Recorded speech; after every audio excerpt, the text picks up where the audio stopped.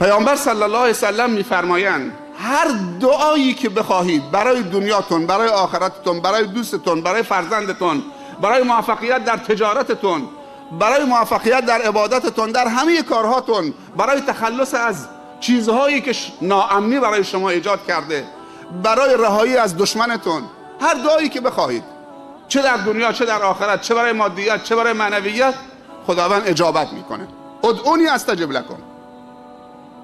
به همین منظور حضرت عمر رضی الله عنه میگفت بارالله، من غم و هم اجابت دعا رو ندارم، من فقط غم و هم دعا کردن دارم. اگر به من توفیق دعا کردن بدید، یقین دارم که اجابت همراهشه. من دردم اینه که نمیتونم دعا بکنم. حضرت عمر داره میگه اگر خدایا به من دعا الهام کردید، اجابت همراهشه.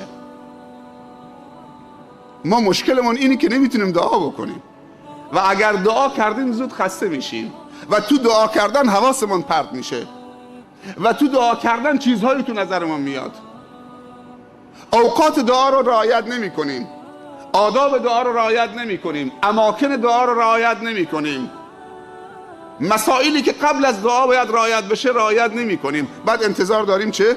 یا دعاهای غیر واقعی و غیر منطقی رو مطرح می کنیم، دعاهایی که معصیت در اونه. طرف با کسی مشکل داره نفرینش میکنه یا تهدیدش میکنه، نگاه کن برات دعا میکنم که الان خدا دو نصرت بکنه. اگر قرار باشه خدا به اختیار من و تو باشه که با هر کسی مشکلی دارید تهدیدش بکنید و خدا به رخش بکشید و نشد که، پس هر کسی با کسی مشکلی داره، پس صبر چیه؟ پس توکل چیه؟ پس واگذاری به خدا چیه؟ پس استقامت چیه؟ پس گذشت چیه؟ بعضی با تقوا نماها طوری تقواشون رو به رخ دیگران میکشن، نگاه که الان چه کارت میکنن.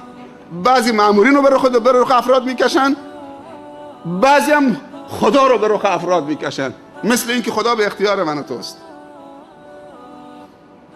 که هر کاری خواستیم هر کسی رو سرکوب بکنیم سرکوب بکنه و بعد پوز بدیم دیدی دعام گرفته. تو نکنیم این کار، بلکه اول دعای هدایت، دوم حتی برای مخالفت، حتی برای کافر، حتی برای دشمنت، خدایا اگر قابل هدایت هدایتش بفرما، خدایا اگر قابل هدایت هدایتش بفرما، خدایا اگر قابل هدایت هدایتش بفرما، اگر قابل هدایت نیست اونطوری که خودت صلاح میدونی باش رفتار کن. بعضی موقع عجله میکنیم در دعا کردن، نفرینش میکنیم، دعای بدش میکنیم، فردا خدا هدایتش میده، فردا توبه میکنه. میخوام تو صورت هم نگاه بکنیم، عجله نکنیم برای نفرین و نابود کردن، دعای رحمت بکنیم. شاید در حالت اجابت دعات مستجاب شد. به همین منظور ممنوع شده که پدر و مادر برای فرزندانشون نفرین بکنن تو هر شرایطی که باشه فرزند، چون دعای پدر و مادر مثل دعای پیغمبر در